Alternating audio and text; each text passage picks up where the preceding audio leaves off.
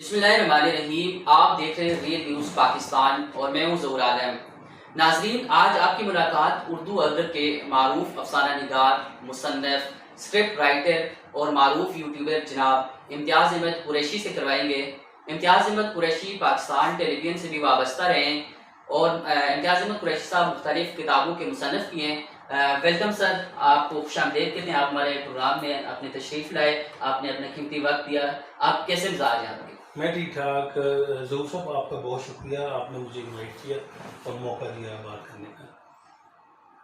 اچھا سر، تھوڑا سا ہمارے ناظرین کو بتائیے گا، اپنے بارے میں بتائیے گا کہ آپ کو اردو ادب کا شوق کیسے ہوا اور آپ کا کیسا تجربہ رہا؟ ظہور، میں جب 13 سال کا تھا تو میں نے پہلی کہانی لکھی. ایکچولی بچپن میں بچوں کے رسالے وغیرہ پڑھا کرتا تھا. اخبار میں جو بچوں کا صفحہ ہوتا تھا اس میں مختلف کہانیاں ہوتی ہیں، تو یہ بچپن سے مجھے شوق تھا کہانی کا. اور جب میں کہانیاں پڑھتا تھا تو میرے دل میں یہ خواہش جنم لیتی تھی کہ میں بھی لکھوں، یہ کہانیاں کیسے لکھی جاتی ہیں. تو 13 سال کی عمر میں میں نے پہلا افسانہ لکھا. وہ بچوں کے لیے درخت کے نیچے بیٹھا ہوا کہانیاں ایسے جوڑ کے جو ہوتی ہیں. تو بچپن سے ہی مجھے شوق تھا.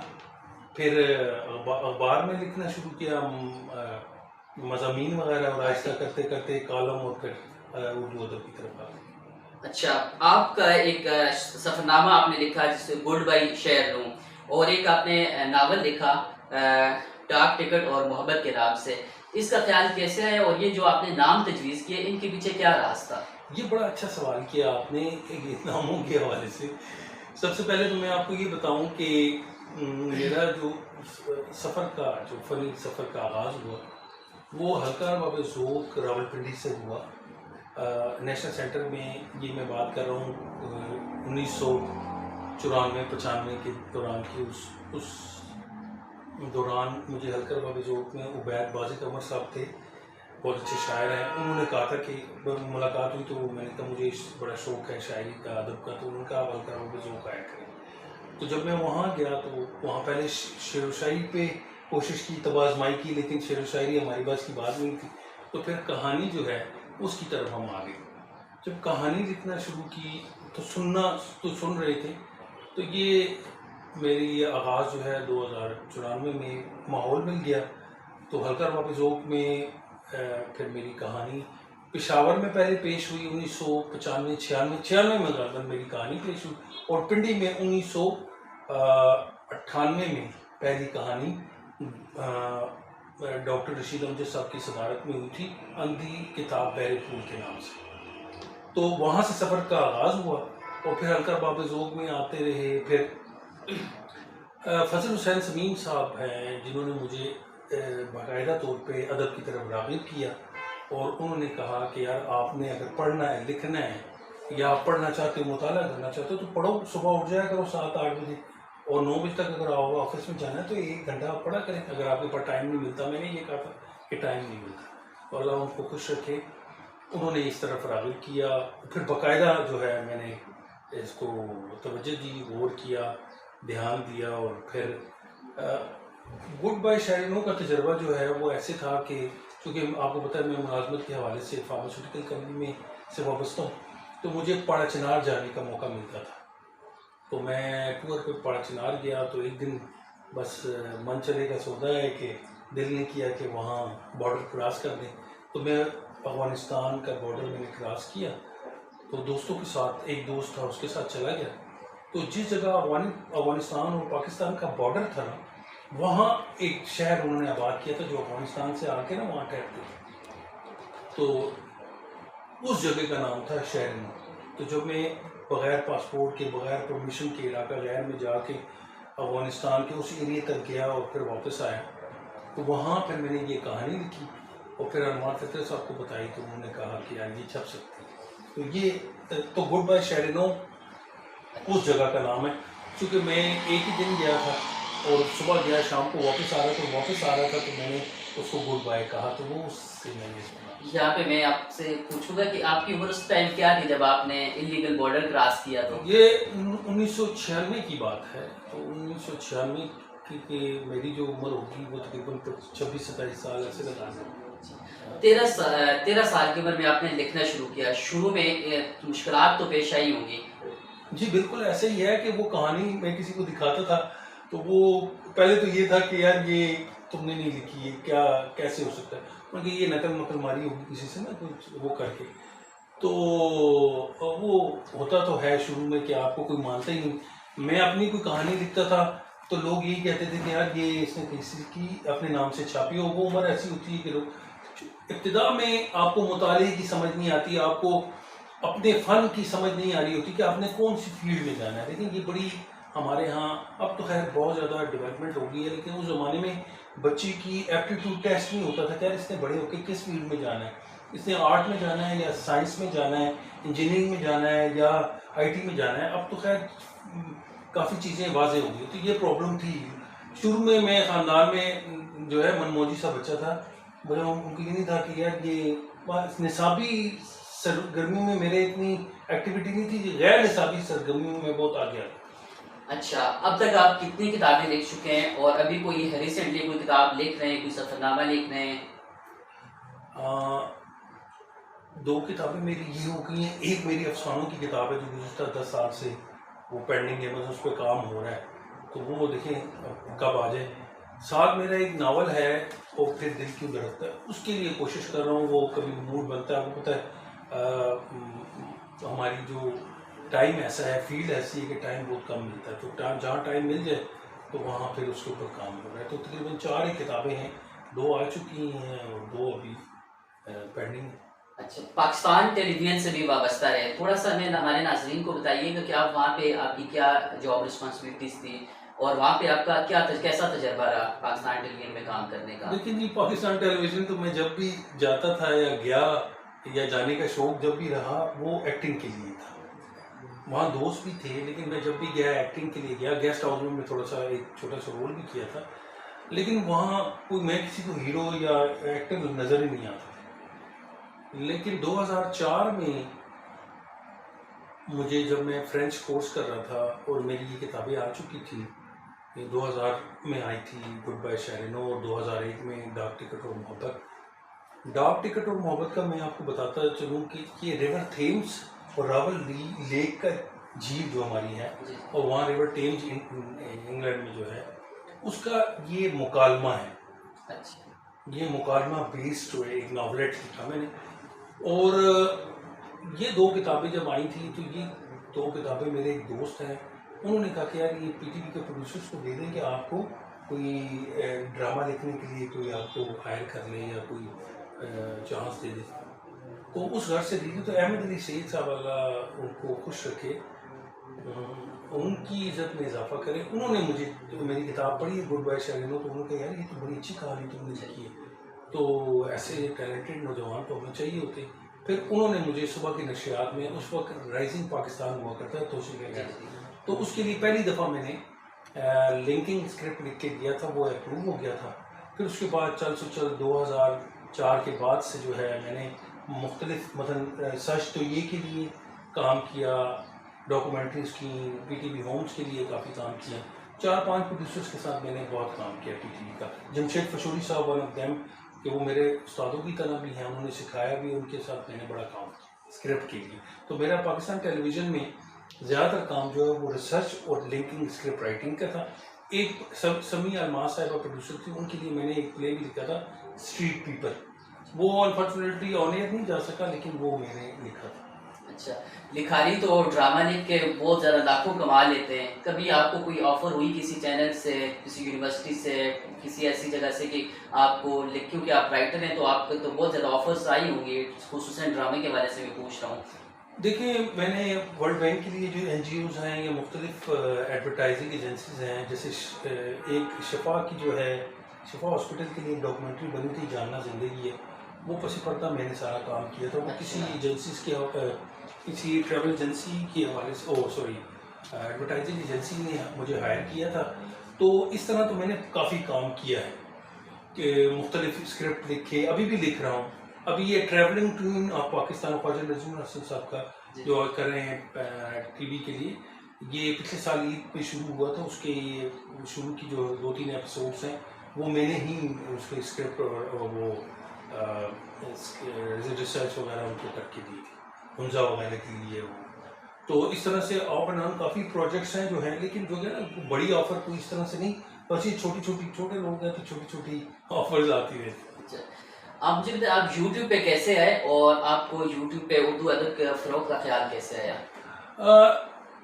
یہ بھی ایک بڑے اتفاق ہی ہے کہ مجھے تو پروڈیوسر اپنے دوست بھی تھے پی ٹی وی میں جن کے لیے کام کرتا تھا، تو ان کو میں کہتا تھا یار مجھے بھی کمپیئرنگ کے لیے لگتا تھا یار آپ نہیں بول سکتے اور آپ میں اس طرح کا ٹیلنٹ نہیں ہے، کمپیئر بننے کی صلاحیت نہیں ہے، لہٰذا آپ یہ چھوڑو، بس آپ لکھ رہے ہو، اچھا تمہیں کام بھی مل رہا ہے تو ان کو میرے اندر نہ کوئی کمپیئر نظر آیا اور نہ اس طرح کی کوئی چیز تھی، ایکٹر بھی نظر نہیں آیا۔ رائٹنگ کے لیے تو ریسرچ کے لیے میں کام کرتا رہا۔ میرے ایک دوست تھے اوصاف اخبار میں معظم خان، تو وہ مجھے کہتے تھے کہ امتیاز صاحب آپ اپنا یوٹیوب چینل جو ہے، میں کہ یار مجھے بولنا نہیں آتا، بات کرنی نہیں آتی، تو آپ کیوں اس طرح؟ اس نے کہا خیر ہے سر آپ شروع تو کریں، یہ سہرا ایکچولی اس کو جاتا ہے۔ معظم خان نے مجھے، معظم تبسم، اس نے مجھے کہا کہ فیصل آباد کے رہنے والے تھے، انہوں نے کہا کہ امتیاز صاحب، وہ چینل انہوں نے بنا کے بھی مجھے دیا اور پہلی ویڈیو بھی انہوں نے کر کے دی، اور پھر آہستہ آہستہ وہ جب چلا تو ہم حلقہ باب ذوق کا ایک اجلاس ہر ہفتے ہوتا تھا، تو ہم اس کی وہ چونکہ مشاعرے وغیرہ تو وہ ہم اس کی کوریج کرتے تھے، لیکن پھر ایک دو کولیگس تھیں ہماری، ان کے ساتھ ہم نے ایک چھوٹا سا انٹرویو کیا، تو پھر ایک آئیڈیا تھا کہ چلیے یہ انٹرویو کا سلسلہ کریں، وہ پھر چلتا چلا گیا۔ آپ پاکستان کے پہلے یوٹیوبر ہیں جن کی خدمات کا اعتراف B B C radio U K نے بھی کیا، کیا تاثرات تھے آپ کے؟ دیکھیے جی، یہ بس سب تعریفیں اللہ کے لیے ہیں، میرا اس میں کوئی اتنا خاص کام نہیں تھا۔ میرا اصل میں نے جب یہ چینل لانچ ہو رہا تھا انتصاب کہانی، تو ہم نے یہاں کتاب میلے میں مختلف رائٹرز کے انٹرویوز کیے تھے، تو وہ چھوٹا سا انٹرویو ہمارے معروف شاعرہ ہیں رخسانہ نازی، ان کا انٹرویو بھی سب کے کر رہے تھے، وہ تو مبارکباد کے اور لانچنگ کے پروگرام سے، اس میں بی بی سی ریڈیو نے جو لاسٹ ایئر ہے فیبرری میں مجھے ایک ای میل آئی کہ جی آپ کا جو ہے ہم نے یہ چینل ہے تو ہمیں اس رائٹر سے ملنا ہے، تو وہ جو کلپ تھا انہوں نے اس ای میل میں مجھے کیا ہوا تھا، تو شروع میں تو میں نے اس ای میل کا جواب نہیں دیا، لیکن پھر ایک ہفتے کے بعد میں نے اسے کھولا تو اس میں وہی انہی کا لنک لگا ہوا تھا، تو رخسانہ نازی صاحبہ کا جب میں نے دیکھا تو میں پھر وہ اینڈریا وہاں کی پروڈیوسر تھی یو کے، بی بی سی یو کے لندن میں، تو انہوں نے پھر مجھے واٹس ایپ پہ ہماری بات ہوئی، ان کے ان کی ہمیں لائسنسنگ کرنی ہے، ہمیں ان کی ایک کتاب ہے اس میں ایک نظم ہے وعدہ کے نام سے، پرومس، وہ ہم نے ٹرانسلیٹ کی ہوئی، تو آپ ہیلپ کریں۔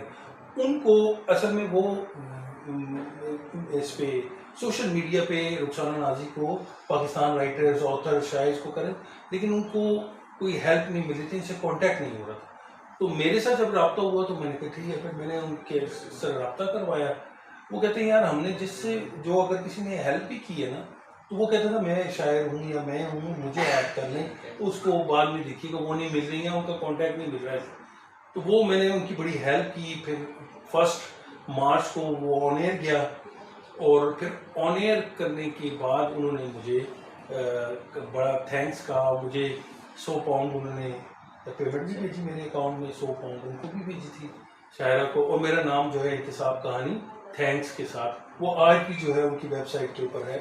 تو وہ اس پروگرام جس دن چل رہا تھا، مطلب وہ 1 مارچ 2022 کو ہوا، تو اس میں آج بھی اگر دیکھیں تو وہ بی بی سی کے اوپر لکھے رخسانہ نازی، تو وہ پروگرام آ جاتا ہے B B C Rukhsana Nazi poem promise کے نام سے، تو آپ بی بی سی گوگل پہ کریں تو وہ آپ کو وہی پروگرام نکال دیتا ہے، اس پروگرام میں آپ دیکھ سکتے ہیں۔ اچھا، اس دور میں اعلیٰ معیار کے لکھاری نہیں آ رہا اور اردو ادب ایک پستی کا شکار ہو رہا ہے، آپ کیا سمجھتے ہیں اس کی کیا وجہ ہے؟ آج کا نوجوان کیوں اس طرف نہیں آ رہا؟ دیکھیے یہ جو آپ نے سوال کیا ہے جو تھوڑا کنٹروورشل ہے، اس کی وجہ یہ ہے کہ دیکھیے ادب جو ہے وہ معاشرے سے کشید ہوتا ہے۔ اقبال رحمۃ اللہ علیہ جو ہیں انہوں نے اس زمانے میں جو ادب تخلیق کیا وہ اس زمانے کی مسلمانوں کی جو اسٹرگل تھی اس کی بیس کے اوپر تھا، تو اس لیے وہ اعلیٰ تھا کہ اس وقت اسٹرگل ہو رہی تھی، کوئی خود غرض نہیں تھا، ہر شخص پاکستان بنانے کی اور اپنا ایک الگ ملک اور خطہ لینے کی اس جو جذبے سے سرشار اور لگن سے معمول تھا، لہٰذا ہر کوئی محنت کر رہا تھا۔ اب جو ہے وہ چیز اس طرح سے نہیں رہی ہے۔ پہلے ہم گھر بنانے کے لیے زیادہ تگدو کر رہے تھے، محنت کر رہے تھے، سنسیئر تھے۔ آج کا معاشرہ جو ہے اس کے برعکس، تو جو معاشرے میں سے جو چیزیں ہوں گی، ادیب وہی چیز جو ہے مشاہدہ کرے گا، وہی اخذ کرے گا اور وہی ان کی تحریروں میں آ رہا ہے۔ لیکن میں کہوں گا کہ ادب پستی کا شکار نہیں ہے۔ ہمارا معاشرہ یا ہماری معاملات یا حالات پستی کا شکار تو ہو سکتے ہیں، لیکن ادب اچھا لکھا جا رہا ہے، معاشرے کی عکاسی تو کر رہا ہے۔ اب دیکھیں، آپ اگر کسی کی کوئی چیز کھو جاتی ہے، لاکھوں روپے کا بیگ کہیں کھو جاتا ہے اور آپ واپس کر لیتے ہیں، یہ بھی ہمارا معاشرہ ہے، تو ادیب نے تو یہی لکھا ہے۔ لیکن کسی کی کوئی چیز چھوٹی سی کوئی موبائل گم جاتا ہے اور لوگ چھپا لیتے ہیں یا چوری کر لیتے ہیں، یہ بھی ہمارا معاشرہ ہے۔ تو ادیب کا کام تو بیسیکلی معاشرے سے چیزیں لینا ہے، اور وہی آپ یہ کہنا چاہ رہے ہیں کہ اس وقت ہمارا معاشرہ زوال، بالکل اس میں زوال پذیر ہے، اور ادیب اسی کی عکاسی کرتا ہے جو ہمیں لگتا ہے کہ دیکھیے جس جگہ قتل ہوا ہے، آپ تو ماشاءاللہ آپ کا نیوز چینل ہے، آپ کیا کریں گے؟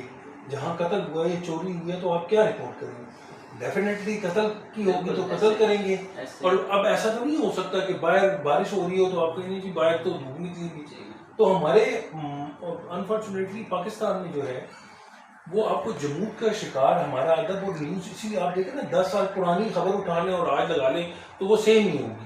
وجہ یہی ہے کہ اس وقت بھی پاکستان کی ترقی کے لیے مسائل تھے، آج بھی عام بندے کے مسائل وہی ہیں، تو پھر اس میں ادیب کا قصور تو نہیں ہے۔ لیکن ادیب اپنے طور پہ اچھا لٹریچر لکھ رہے ہیں اور اپنی طرف سے کوشش کر رہے ہیں، اور میں سمجھتا ہوں کہ اچھا لکھا جا رہا ہے۔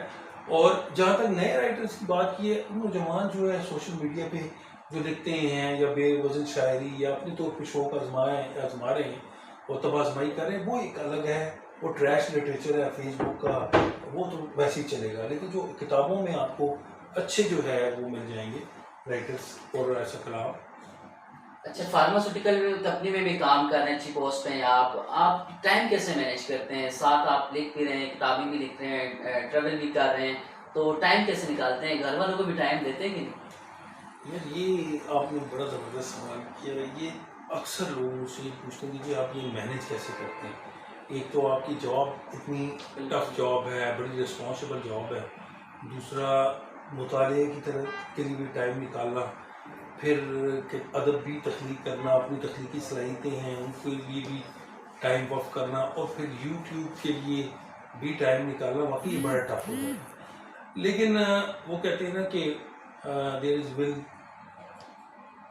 دیر از وے، تو میرے پاس ایک دن ہوتا ہے سنڈے کا، اس سنڈے کے دن کچھ گھر والوں سے ان کو ناراض کر کے، کچھ راضی کر کے میں ٹائم نکال لیتا ہوں۔ میری جو وائف ہیں وہ بڑی اکوموڈیٹنگ ہیں، اور یہ اگر میں اتنا زیادہ کام کر رہا ہوں یا اتنی ملٹی ٹاسکنگ ہے، اس میں میری وائف کا بڑا عمل دخل ہے، میرے بچوں کا ہے کہ وہ مینیج کرتے ہیں، ہیلپ کرتے ہیں، اور ہمارے گھر میں یہ کہ ہم سب مینیج کر رہے ہوتے ہیں چیزیں، اس لیے یہ میرے لیے تھوڑا آسان ہو جاتا ہے، ورنہ یہ بہت مشکل کا، اس میں کوئی شک نہیں۔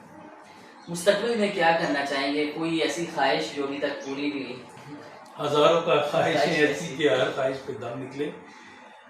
ایک تو میرا ایک جو اب ہوتا ہے پینڈنگ کام چل رہا ہے یہ بکس کا، یہ کہہ رہا ہوں کہ کس طریقے سے افسانے کی کتاب ہو جائے، آج ایک بڑا عرصہ ہو گیا ہے، اور ناول کا سلسلہ جو ہے وہ ہو جائے۔ دوسرا ایک دو جو ہے کتابوں کے حوالے سے افسانوں کا مجموعہ جو ہے سب کا کوئی انتخاب چھاپنا چاہ رہا ہوں، تو اس کے لیے بھی کبھی ٹائم مل جائے تو وہ کوشش کر رہا ہوں کہ وہ ہو جائے۔ یہ ایک خواہش ہے کہ یہ کتابیں جو ہے نا وہ ہو جائے، یہی بس ایک ہے سلسلہ۔ فکشن رائٹر کی بھی آپ کی خواہش تھی؟ میں ضرور میں آپ کو بتاؤں، میں گھر سے جب نکلا تھا نا، میں اداکار بننے کے لیے نکلا تھا۔ پی ٹی پی کا دروازہ جب میں نے کھٹکھٹایا تھا، اسٹیج کے اوپر جب میں آیا تھا، پی این سی اے میں میں نے 1994-95 میں میں نے پی این سی کی ڈرامہ کلاس میں باقاعدہ وہ جوائن کی۔ یہ بیچ میٹ ہمارے جو ہیں وہ آج بھی ہیں ہمارے ساتھ، اسٹیج کے اوپر ہم نے 1-2 سال کام کیا، پیرالل تھیٹر کو ہم نے کیا، بڑا اس میں کام کیا، سیکھا۔ تو لیکن ایکٹنگ کا میں یہ کہتا ہوں میں نے بڑی کوشش کی ہے، لیکن مجھے ایکٹنگ، میں نے آپ کو جیسے گلا کیا نا کہ کوئی مجھے ایکٹر سمجھتا ہی نہیں ہے. وہ کہتے ہیں یار تمہیں نہ ایکٹنگ آتی ہے نہ تم کر سکتے ہو. رائٹنگ کے حوالے سے مجھے بہت رسپانس. اگر میں نے ایسے بھی کوئی لکھ کے دے دی نا 2 لائنیں، کہتے یار بڑا اچھا لکھا ہے آپ نے. تو میں گھر سے جو نکلا تھا نا وہ ایکٹر بننے کے لیے نکلا تھا، لیکن پھر رائٹر بن گیا. لیکن اب مجھے کبھی کبھی محسوس ہوتا ہے کہ مجھے موسیقار بننا تھا. مجھے موسیقی کا بڑا شوق ہے، تو وہ کوشش کرتا ہوں کہ کوئی گانے، میوزک جو ہے، لکھے گانے بھی. ہاں گانے میں نے لکھے ہیں. اور بس دیکھیں کبھی کوئی موقع ملے تو اس کو ضرور اس پہ بھی ہم آپ سے شیئر کریں. میں نے ایک میری نغمہ جو ہے وہ جی لکھا ہے، اس میں کافی کام کر رہا ہوں کہ شجر ہوں شجر میرے آس پاس شجر، قدر ہو قدر ہر درخت کی قدر. تو یہ اس کے جو ہے ابتدائی ہے، اس پہ باقی بھی لکھا ہوا ہے. تو یہ دیکھیں کبھی کمپلیٹ ہو جائے تو یہ ترانہ ہے، مطلب ترانے سے میری نغمہ ہے، تو اس حوالے سے کام ہو رہا ہے. یہ بڑی خواہش ہے شدید کہ کوئی 1-2 نغمے جو ہیں وہ میرے نام سے آ جائیں. نوجوانوں کو کیا میسج دینا چاہیں گے؟ آپ ایک لکھاری ہیں تو کیا ٹرکس آج کے نوجوان ان کو کیا کرنا چاہیے بہترین لکھاری بننے کے لیے؟ کیا آپ سجیسٹ کریں گے؟ دیکھیے ہمارے ہاں آج کل کا جو دور ہے نا، اس میں جو ایک نوجوانوں کے لیے خاص طور پہ کہ اب وہ سیکھنا یا محنت کرنا نہیں چاہتے. ٹائم ان سے برداشت نہیں کرتے، بس ہتھیلی پہ سرسو جاؤں گے، بس آج میں آؤں کل میں ہیٹ ہو جاؤں. رائٹر ہوں تو میری کتابیں بکنے لگیں، لوگ مجھے جاننے لگیں. اور اس کا ایک قصور ان کا بھی نہیں، کیونکہ سوشل میڈیا ہمارے دور میں تو تھا ہی نہیں. ادبا شعرا لکھتے تھے اور کتنے عرصے کے بعد کسی ملک کسی شہر کہاں چیزیں ٹریول ہوتی تھی. آج کل تو آپ بس ابھی بے وزن شاعری بھی کریں، 2 الٹا سیدھا مضمون بھی لکھ لیں تو آپ فیس بک پہ بس اس کو اپلوڈ کر دیں تو لوگوں کی نظر سے گزر ہی جاتا ہے. تو آج کا نوجوان جو ہے وہ ایمبیشیس بہت زیادہ ہے لیکن محنت نہیں کرتا. مطلب وہ کہتا ہے میں پہاڑ پہ بھی چڑھ جاؤں اور مجھے پسینہ بھی نہ آئے، تو ایسا نہیں ہو سکتا.